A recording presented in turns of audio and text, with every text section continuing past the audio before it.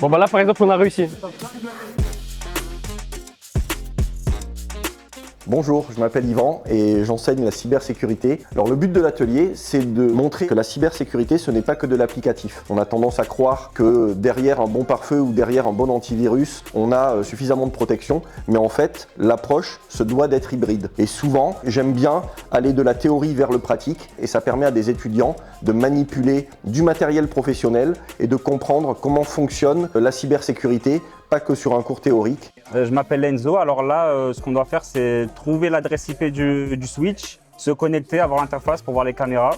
Et mon rôle à moi c'est d'être sur le PC et de faire ce que mon collègue me dit. Et le but du jeu, c'est de restituer un compte rendu qui va permettre à des novices d'utiliser ce matériel professionnel. Donc là en fait on essaye de connecter la caméra directement sur l'ordinateur pour que ça nous envoie une image assez précise. Et donc là en fait on est en train d'essayer d'accéder au DNS directement sur l'ordinateur.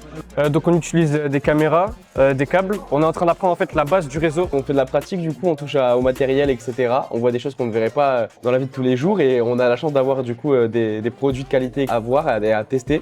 Donc ouais, vraiment c'est pas mal. Alors généralement ils adorent. Pourquoi? Parce que sans s'en rendre compte, ils font appel à toutes leurs connaissances, mais pour certains ça a toujours été que du très théorique. Certains peuvent venir de la fac, d'autres d'un BTS. Mais ce genre de matériel très coûteux n'est pas forcément accessible dans tous les lieux d'enseignement supérieur, qu'ils soient privés ou publics. Si vous êtes intéressé par la cybersécurité, n'hésitez pas à suivre tous les épisodes Inside sur les différents réseaux sociaux de notre établissement. Nice.